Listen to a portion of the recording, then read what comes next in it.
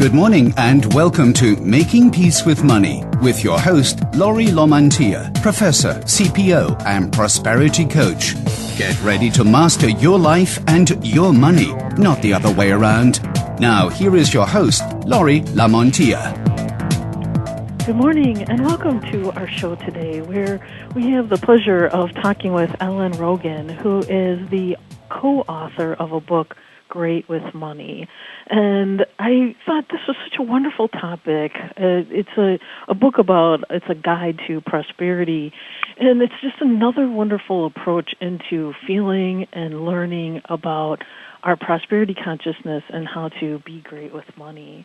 And Ellen is a CPA and also a certified financial planner who's been giving lectures and talking and consulting around the topic of money, and is also the president of Strategic Financial Designs, a personal wealth management firm. And Ellen spends time helping people free themselves to intertwine their lives and wealth in a way that brings them peace and possibility. And I really love that, Ellen. So thank you so much for being here on our show today to talk about being great with money. Thank you, Laurie. Oh, and I also wanted to mention your website. It's begreatwithmoney.com, where people can come and learn about you and Melissa Burke, your co-author, and also read more about the book and even order it. So Be Great with Money. And so I just thought I'd start out by asking you, how did you and Melissa decide to write this book? Melissa and I met at a workshop, and we started talking and realized that we both had very traditional financial backgrounds. I'm a CPA and financial advisor for many years. Melissa was a estate planning attorney. And as we talked more, we realized that we had very similar beliefs about how money really worked in people's lives. So, in our occupations, people tend to look at really just the left brain, how the numbers work, bottom line, financial statements. And both of us had experiences of working with very wealthy people who were miserable and people with very modest means that we would meet who were very happy. And, clearly we knew, and the research bears this out, that money does not make you happy. And we were very curious about exploring and researching, so what are ways that people can not just experience financial wealth, if that's what they desire, but true happiness and have their money work for them in really beautiful ways. And that's what started the process. So, Ellen, it looks like Melissa is an attorney and also a financial planner. So when you were saying left brain, you meant that people were coming to you talking about how to build their wealth, or, what was it, the traditional way? Well, people traditionally think of going to either estate planners or financial advisors about how to make more money on their investments, or how to save for retirement, or how to plan for their kids' educations. All very important goals. What we realized gets missed all the time and is probably as important as looking at running the numbers is really what people believe around money. What is it that they truly want for themselves in their lives? And so when I was saying left brain, it was more the bottom line part, the numbers, the projections, and the right brain part is looking at people's belief systems around money, their true goals, what their passions are. And what we find is when you can marry the two, people have much more success and truly happiness around their wealth. So, and I think that's a really great distinction, because what I noticed too is, especially in this time with all this worry about the economy, everybody's talking about the mechanics again of saving and getting your debt down, which is, I think, so important. But to me, those mechanics are left brain, and that right brain part about, well, how do I really feel about money? What do I really believe about money? What's my relationship with money, which happens to be all kind of internal body feeling. It's kind of pushed to the back burner while you're working on the mechanics. And what happens, and it's getting highlighted so much in the last couple of years with all the financial turmoil in the world, what happens is then when people are ignoring the side you just talked about, our beliefs around money, what we really feel about it, and say, oh, well, that's not as important as the more tactical side, is people can often get stuck in terror and actual fear around their financial future. And we've seen this so much in the last year and a half. People are paralyzed and scared, and what happens is that they end up making really poor decisions. So this isn't just like an airy-fairy concept, oh, how nice to have a great relationship with money. It's actually crucial to your financial success to be able to look at both sides of this issue. It's obvious when people are panicked and scared, they make really poor decisions because they're fear-based versus ones that they can make in a place of calm and looking at what's really important. And it's also a way to find opportunities out there for yourself when you can look past how scared you are and relieve yourself of that anxiety to be able to see what's really out there and take advantage in a beautiful way of opportunities.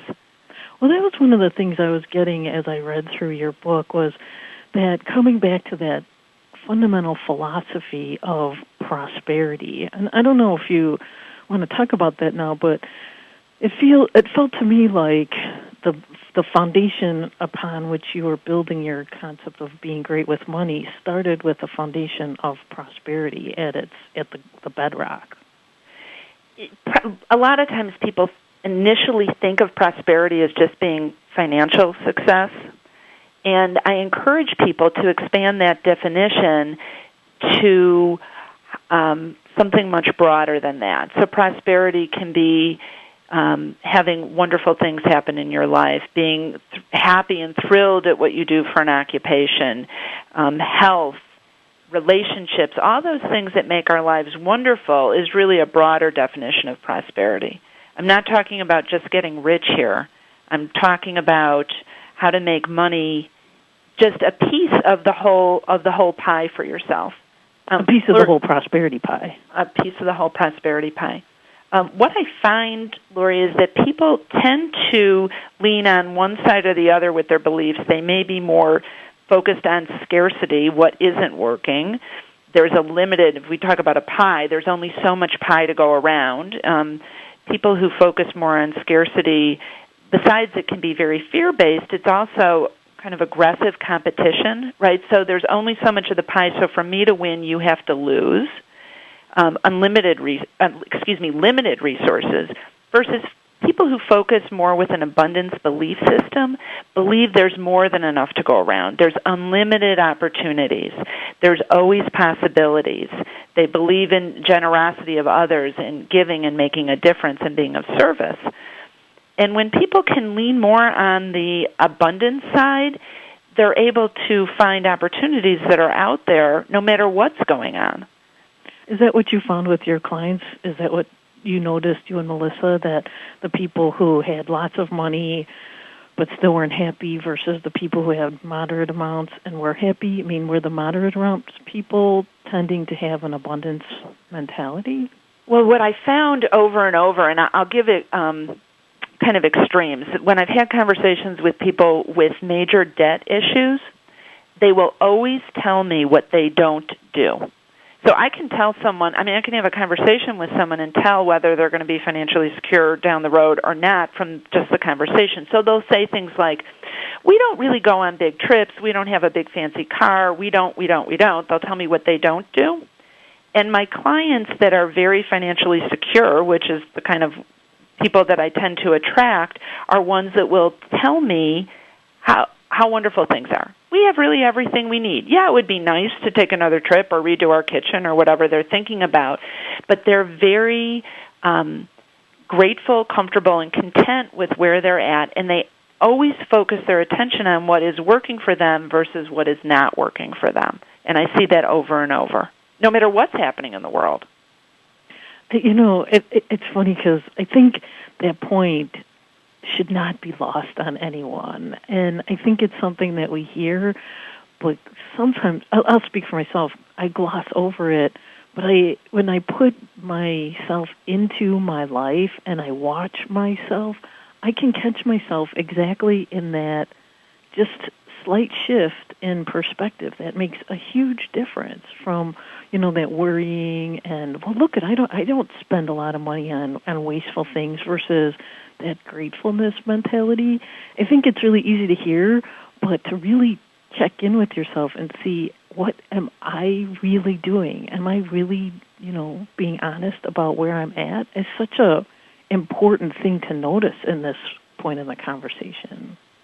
Well, and it's really your point about gratefulness is huge, and it's really something that we can all do, especially if we start to feel afraid. I mean, it's natural at times to feel nervous, and especially being bombarded with the media telling us how scary things are out there, at least from their viewpoint. One of the best things people can do is just take a breath and notice what they're grateful for, what's working for them. I mean, no matter what, people can always find something that's working well for them. And just taking that one step can help ease people's anxiety level and can make enormous shifts in people's lives. It's interesting because I was just doing this yesterday with respect to thinking about our business, and I was saying, I really want it to be successful. And then I stopped and I thought, Lori, why don't you notice all the ways it is successful right now?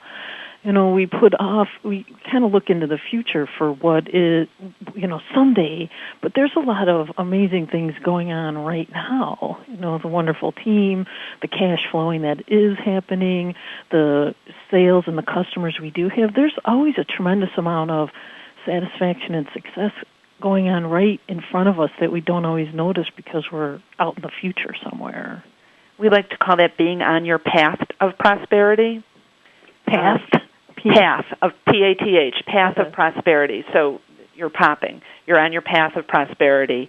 And that it gives us the ability to notice, because we're so goal-focused in our society that we feel like until we're right there, we're not successful, or things aren't going well. But to your point, to take a breath and say, okay, what is working well, we can start to notice how we are getting towards what we most desire, and that there's lots of things that are already showing up in our lives that illustrate this, that show our prosperity, that's showing up every single day. Yeah, and that's it. I kind of call it present moment prosperity, that when we start to notice it in the present moment, it sets up the next moment for prosperity. And it's like planting the seeds in the current now to germinate and prosper and flourish in the future, too. That's great. So we're headed into a break right now, and when we get back, I definitely want to hear, you have a prosperity circle process that you have created, and I definitely want to hear about those 6 stages of the prosperity circle. So stay with us.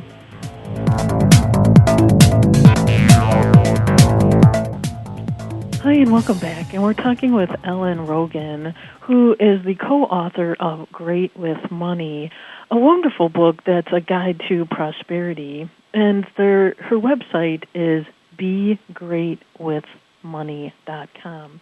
And one of the things that you have in the book, Ellen, and thank you so much for being here, is a prosperity circle. It's 6 steps that people can take and walk themselves through on this journey to prosperity. So I was thinking it would be great to hear what these 6 steps are, and let's talk a little bit about each of them in our time together. So tell me a little bit more about the prosperity circle.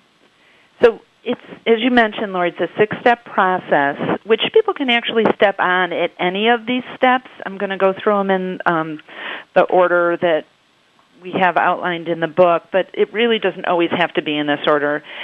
And it's a process for creating more prosperity in your life. It actually can be used for creating more of whatever you desire in your life, but we're focusing in the domain, in the realm of money. So the first step in the process is about clearing clutter. Now, this sometimes seems like a funny step when it comes to people's money, like what does clutter have to do with money? We're really talking about a couple different kinds of clutter here. So some of it is physical clutter, so all that paper that we get coming through, all the mail, all the prospectuses, all the junk that comes through in our lives. And for some people, this can really be overwhelming. When people can get control over this, it frees them up to be able to step ahead. The funny thing about clutter, especially physical clutter, is that it zaps our attention, right? So if someone has lots of piles on their desk at home or their office, even though they may say, oh, they're a visual person, every time they look at that pile, there's part of them that says, oh, I should really handle that, and they're not. Another kind of clutter, so for those people that are listening that are saying, well, I'm meticulous, I would never have piles of paper, I have a system for everything, my guess is that there's other types of clutter that may affect them, and that's our mental clutter. This is where we might get stuck on holding on to a past experience that we had. So like, oh, wow, I really should have sold all my investments before the market went down. I should have, or I never should have made that financial decision. So people who ruminate and beat themselves up about things. Or maybe people are hanging on to investments, for example, for emotional reasons. I've had people tell me that they can't possibly sell an investment they have because they inherited it from their Aunt Sally, and they love their Aunt Sally. So they're attaching an emotional attachment to something that really should be handled in a different way. I had a situation, I was giving a workshop, and I was talking about clearing clutter. And a woman wrote me afterwards and said, you know, Ellen, I decided to really take that on and handle my clutter. And she went and cleaned out her drawers. And as she was cleaning out her T-shirt drawer and she was making piles, giveaway and keep, she threw a T-shirt into the giveaway pile and money started to fall out of it. She actually found $700 that she had hidden and forgotten about. So she had a very physical manifestation of how clearing clutter can bring in more prosperity to your life. I think this is a brilliant stage here. And like you were saying, I think people might underestimate, well, what's clutter got to do with it? But that whole, like you were saying, emotional state, if you're overwhelmed by all the stuff, it does. It's like a big clunk of junk right in the middle of the path between you and where you want to be, which is free, peaceful, contented, and, you know, to me, those are all pieces of prosperity that on some level, like you're saying, now that junk is just right in the way of where we want to be. So I think, I totally think this is a brilliant step in the whole process towards prosperity. I also find that when people are feeling that they're out of control and there's things they can't do anything about, like so when a year and a half ago when it seemed like the whole financial situation was collapsing, and there's certain things we can't control, but what we can control are things like our physical environment. And just by cleaning things out during that period of time, it had people feeling more peaceful and more in control. Yeah. I'm also, what just dawned on me, too, is don't forget your refrigerator. For some reason, cleaning out the refrigerator feels like an important thing to do, too. Well, and when we give, you know, if we're not just talking about financial things, when we're talking about the stuff we have in our lives, when we're able to clean things out and pass them on to someone who can really use them, it's wonderful. It's part of the whole process of giving and receiving, which I'm just going to interject now, is actually at the center of the prosperity circle. This concept of when we're out there giving to others without expectation of anything in return, the funny things happen is things come back to us. And it allows us to be more open to receiving. So by clearing clutter and giving away things that we no longer use, it's going to be something wonderful for someone else. Yeah. And if... in all the research that I've done and all the reading that I've done, this giving and receiving and clearing clutter is almost in either specifically like your process or tangentially in everybody else's conversation. It's a part of that important process, which is written about in so many different perspectives. So I think clearing clutter is a really necessary, great step in that direction. So what's the next step? The next step is exploring your beliefs and where you place your focus around money. So we talked about this a little bit in the introduction, but we all have beliefs that affect our decisions and how we act around money.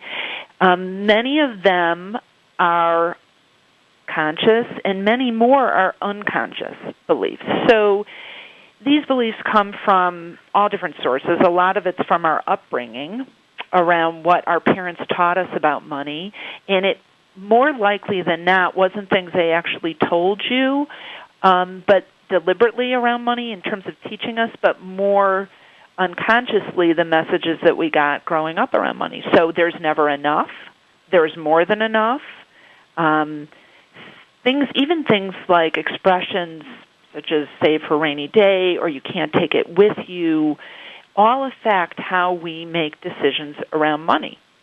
And, it's said that more than 90% of the way we act in the world is based on subconscious beliefs, and only a very little bit is really conscious to us. So the more people can take their unconscious beliefs and make them conscious, the more effective they'll be at really handling their money in much more deliberate ways. And that's actually, people are probably wondering, well, how do I even do that? If it's unconscious, I don't know about it. And just setting the intention to start to become aware of those unconscious beliefs and start to notice them, that will actually start to bring them up for you. And I think people will be quite surprised at stuff that they've been holding on to that they didn't even realize was in there. It's a great step. I suggest to people also they can go back and just start to think about and explore what it was like for you growing up around money. Was it talked about? In my household, we didn't really talk about it, and it wasn't so much what I heard growing up, it was what I saw. So I saw my dad going off to work and making money, and I saw my mom being very involved and educated, and she actually worked, but it really had nothing to do with the economics in our household. So she did jobs that she thought were interesting for her own personal benefit. And as I got older, I realized I was walking around with a belief that that was my husband's job. And more than that I probably couldn't do it. Now, when I realized that I was walking around with this belief, I had my CPA and my own business. I was a certified financial planner. None of it made any logical sense. And it wasn't until I realized I was walking around with that belief that I could say, well, that doesn't make sense. I choose not to carry that anymore. And from coming to that realization, I could then let it go. And it's so easy once you see it. It just pops it because it's so obviously out of line with where you are and what you're doing. Sometimes you could really see, wow, I don't need to hold on to that one anymore. No, and it can just be as simple as recognizing and saying, okay, that doesn't make any sense. And, letting it go. And it's constantly an exploration in this because often our beliefs become truth to us. We don't even realize that it's a belief. So, for example, a lot of people were thinking that the recession is, terrible, horrible, scary. Now, granted, that is there are those things. People have lost their jobs. There is a lot of pain that people have suffered, but there's also people who have stepped in and said, what an amazing opportunity. What an amazing opportunity. And they found a way to, whether it's in their business, to find a new business that they can expand, or it's an amazing opportunity. If people are spending less discretionary money, maybe they're spending more time with their families now. So amazing opportunity to connect with my family in a different way. Amazing. So it's taking that, what we take is truth, and saying, well, is that really truth, or is that just a belief? Well, and the cool thing is you can actually choose what you choose to be true. Right. If that makes any sense. So, we can create our own beliefs, and it's just as easy to believe in I have the ability to make as much money as I want, or I can set myself up to be financially free, as it is I'll never be financially free. And for those listeners who are saying, well, it's not that easy, that's just a belief. Exactly. And you could tell because all of a sudden your body locked up and you're like, she's full of crap. You just know that's where you're really holding on strong. So we're coming into a break here, and we're going to talk about the other 4 steps of the prosperity circle. So stick with us because there's more to come.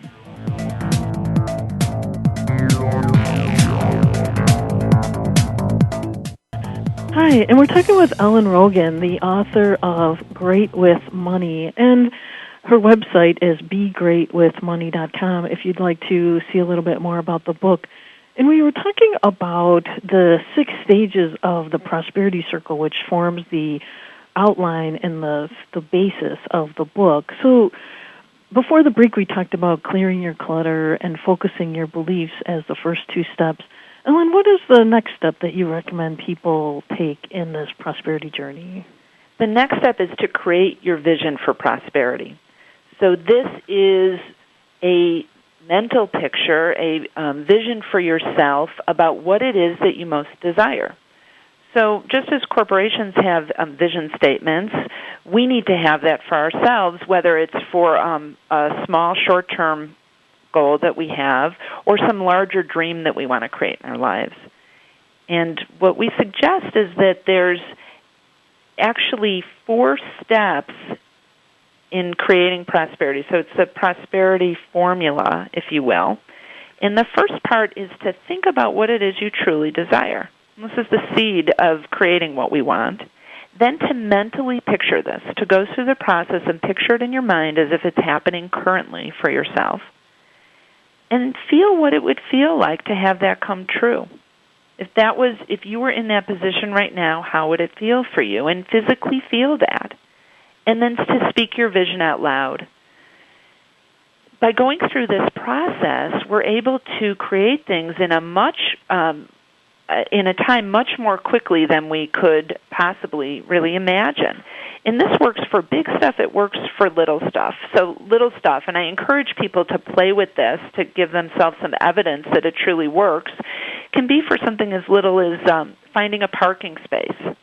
Or so picturing that it's there for you, picturing it in all the details, so a legal parking space, not a handicap space.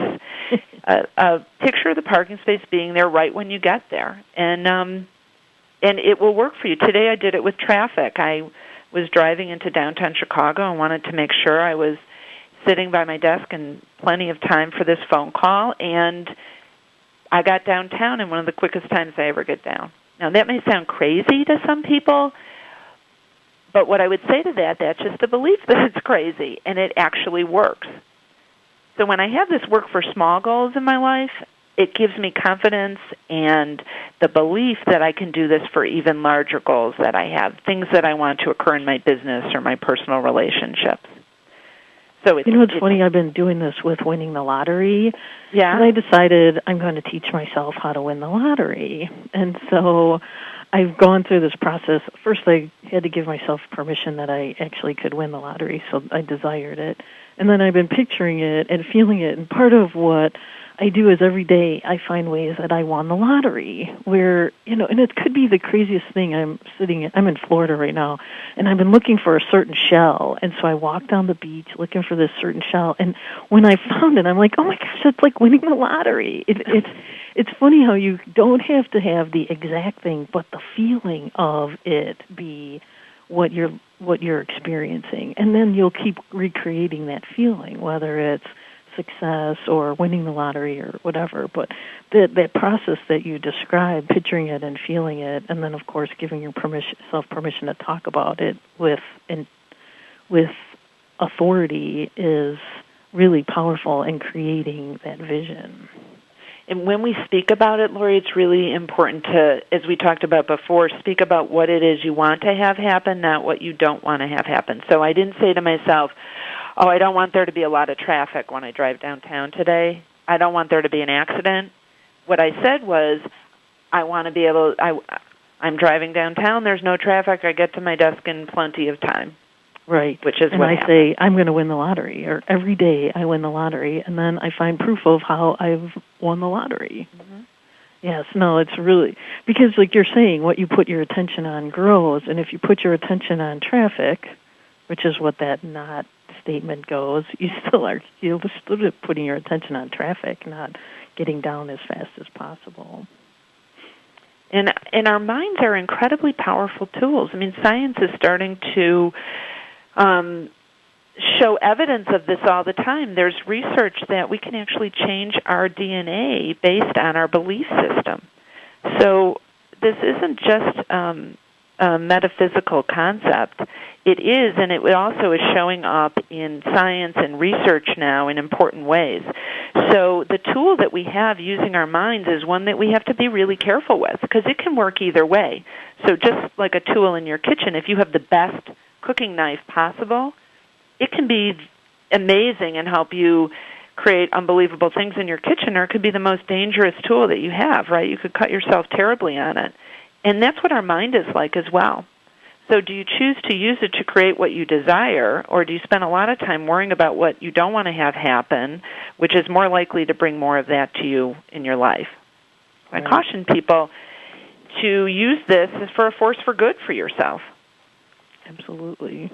It's very and how fun. Like, how fun you found that. And so then so you're in that point of using it as a force for good, and then you step into this fourth step, which is step into your action. Right. And so this is where I think that my background and Melissa's background, being in the financial profession, we really take some of these concepts, the more spiritual concepts or ethereal concepts, and put it into action. So I do believe that it's important for us to speak about what we desire and think about it and focus on our beliefs. And I also think it's important for us to be willing to do what it takes to get what we desire. Being willing to do whatever it takes doesn't mean we always have to do it.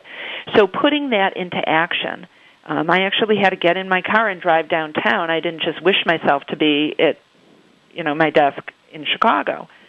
So in the action step, it's focusing, taking that vision that you create for yourself and looking at practically what do you need to do to have that happen. So if someone has a goal, for example, of going on an amazing trip to Hawaii with their family, some of the best steps they can take is saying, okay, well, what would that take? What would that take? What would that take financially? What would that take in time away if they're employed somewhere? And start to quantify that. And then they can look at, well, do they have the resources currently to do that?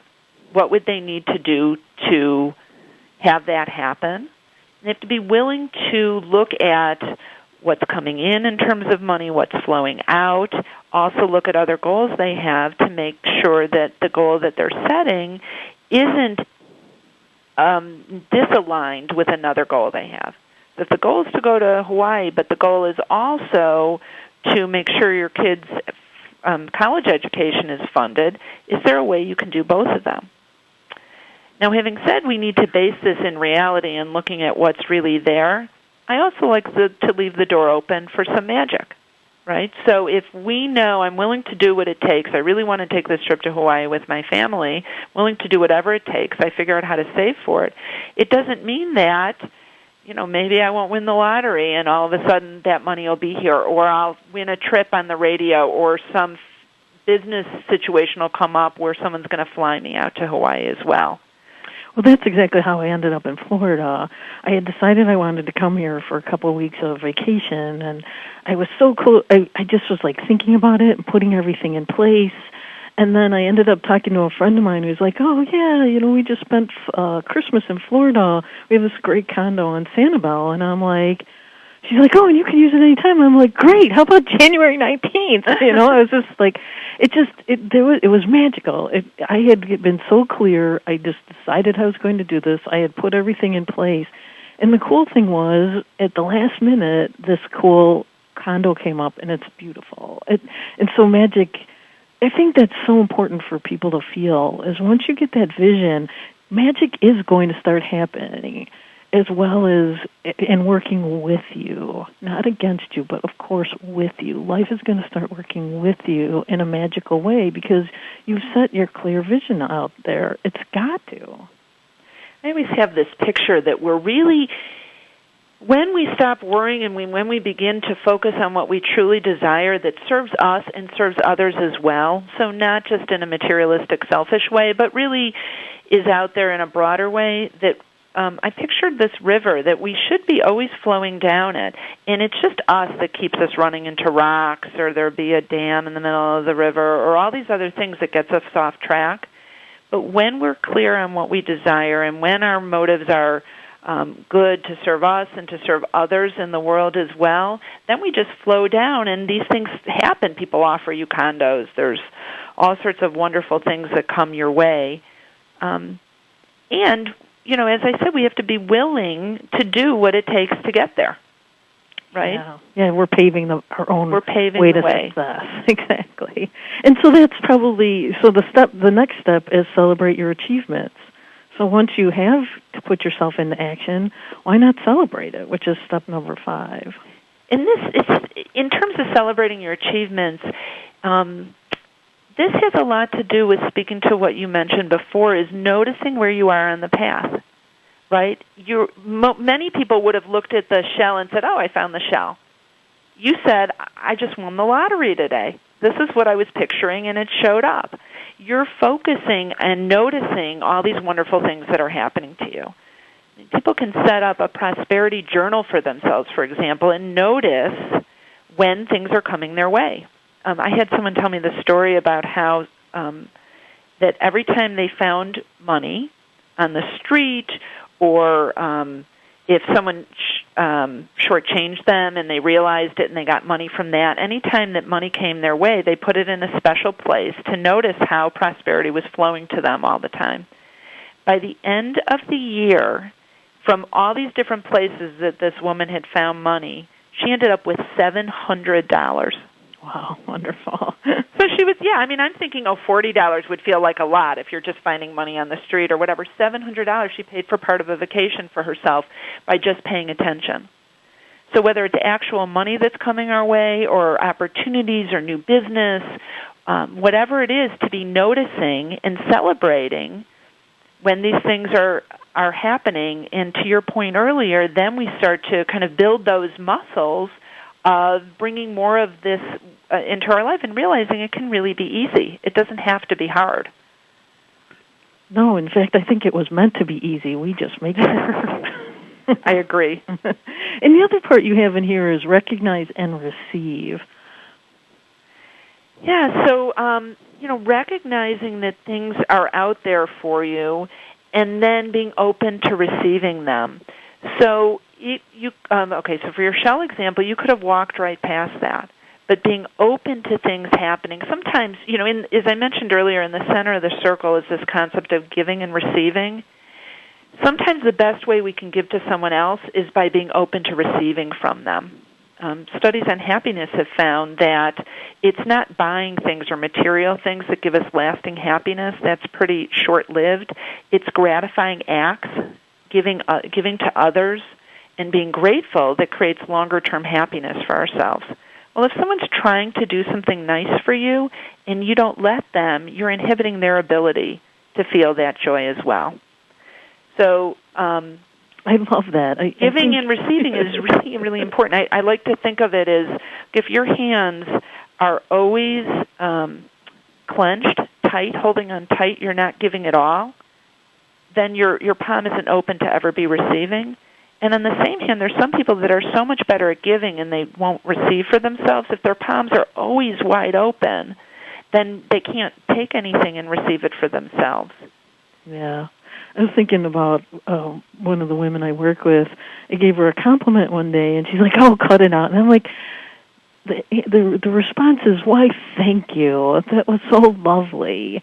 I think we're so closed off to just simple things like a compliment or somebody trying to, give us a little something because they see it. And like you said, I love that with the palm wide open, the heart wide open, so you can give, but you can also say thank you.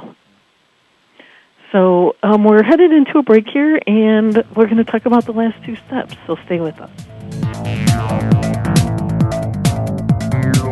Hi, and welcome back, and we're talking with Ellen Rogan, the author of Great with Money. And one of the things I wanted to ask you, Ellen, is, as you mentioned, this is a tough time for people. What do they do if they're feeling scarce? How do they transition into this prosperity framework that we've been talking about? Well, it's natural for people to periodically feel scared. Well, I shouldn't say that. It's not natural. We often do it. I think it's natural for us to feel abundance, but it's easy for us to feel scared sometimes. And there's some simple things that people can do to move themselves from scarcity belief to more belief system of abundance. And one of them is as simple as saying to yourself, cancel clear. So if I have a scary thought, something I really don't want to have happen, I'll say to myself, cancel clear. It's erasing it. It's like turning the channel. If there's something bad on TV you don't want to watch, you just turn the channel to something that you prefer instead. So in your mind, you can turn the channel to a different thought, say cancel clear, get rid of it. I had a woman tell me that she'll say to herself, *7, because that's how she deleted messages on her voicemail box. That's brilliant. So that's one thing. Another thing we can do is to just breathe. Take a deep breath. We tend to breathe very shallowly when we're scared, and our oxygen, when we breathe deeply, it helps oxygenate our brain. It helps relax us. People can also literally turn off the TV or the radio. If there's lots of negative news and it's not making you feel good, then turn it off. There's a website, thegoodnewsnetwork.org, and this is a website that has only good news on it. So it's not just motivational things. It's actual real news, but only good news. So there's places to find that out there to make you feel good and to turn off the information that's not working very well for you.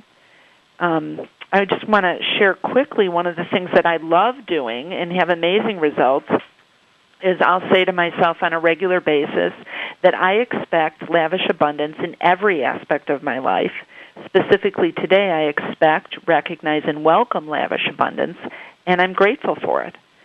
So this is my way of putting out there, making a declaration statement, an affirmation that I am expecting wonderful things to happen to me every day in every way. And then, as we were talking about before, notice when these things show up. The last thing, which leads us into the last step of the prosperity circle, which I think is one of the most powerful things people can do, is to focus on what they're grateful for and express their gratitude. When we focus on what we're grateful for, it helps alleviate stress in our lives. It physically changes our body and has us feeling happier and calmer by the mere act of thinking about what we're grateful for. One of the things that I do with my kids on a regular basis is we'll share with each other 5 things that we're grateful for. And when we first started doing this, I expected my children to say things like they were grateful for their Xbox or their PSP or whatever their technology is. And they really surprised me. And what they would say are things like, I'm really grateful that we're a family. I'm grateful that we're happy and healthy and safe. One night my son said to me, Mommy, I'm so grateful that you and Daddy are so magnanimous and that we live in a utopia and our life is so fortuitous. No way. And I looked at him. Where did you get those? Those are Mrs. Kramer's 5th grade spelling words. So I was glad he was grateful for his teacher, too. So when we focus on what we're grateful for, it is such an amazing way to really seal all of this in, that we're not taking it for granted, that everything in our life, and we have so much to be grateful for. It's really a manifestation. And, we can turn our gratitude into a physical manifestation in terms of prosperity. And this is about circling back to giving and receiving. So how are we out there giving? It can be giving a kind word or a smile or doing an act of kindness, which I love that. It can be actually giving money to someone. I mean, I think when people are most scared, one of the best things they can do is to be more generous. And I know that sounds counterintuitive, but I've heard story after story when people are out there being generous that things flow back to them from unexpected sources. And again, it's not giving to receive, it's giving to give. But the way the cycle works is that you will end up receiving. You know what I've been noticing lately for me is giving positive thoughts. Sometimes when you walk around, you can be critical in your mind, like just picking on, what people are wearing or how they're in your way when you're driving. And I decided I'm just going to give people the benefit of the doubt. give people, and in my mind, give them have a good day, or you look so nice today, even though I might not say it I might not physically say it. I decided I can do a lot of good just by thinking it in my mind. And that those people can feel those thoughts. It sounds kind of crazy, but I bet if you really observe what people's reactions are when you're doing that, it makes a difference for them. Yeah, I keep thinking about that song, Let Peace Begin With Me. Yeah. And I'm like, you know what, Lord, why don't you start with, you want peace? Why don't you start doing it inside your brain first, be the change I seek kind of thing. I love that. I used to say that all the time to my kids, be the change you want to see in the world, and I think they were shocked to learn that was Gandhi's quote. Actually, it wasn't Mommy's quote. Right. That's okay, Gandhi, Mommy. Well, this was wonderful. I want to ask one last question because it's been on my mind around because I've been thinking a lot about what you said about money equals prosperity, and I feel like, how do you help people move from that thought of that prosperity is only money to this bigger idea that prosperity is way bigger? It's a discussion about what it is that you really desire for yourself. I mean, I think when we see a tragedy like what happened in Haiti, we don't think about, oh, I'm so glad I have this new designer handbag, right? We think about, oh, my gosh, we're so blessed. We're fortunate. I have a roof over my head. I have clothes. I have food. I can feed my family. I mean, those are the types of things when we can start to come from a place of gratitude. I think that helps expand our view of prosperity to something much, much, much broader. And when we can live in a place of generosity as well and acts of kindness, I like to think of myself as an abundance activist. Mm-hmm. Being out there sharing ideas of abundance, and just like you're doing, Lori, by whether it's the work that you're doing on this radio show or sending positive thoughts to someone, you're being an abundance activist by making the world better for other people who might not be sitting in the same place of optimism and prosperity that you are at that moment. Yeah, and that's the key at that moment. And in any moment, we can choose prosperity. We can choose to engage this. And so I'll give my gratitude to you, Ellen, for being here. Thank you so much for sharing your time, being in Chicago on time, and writing this wonderful book, Great with Money, and for their website, begreatwithmoney.com. Thank you so much. My pleasure. Thank you, Lori.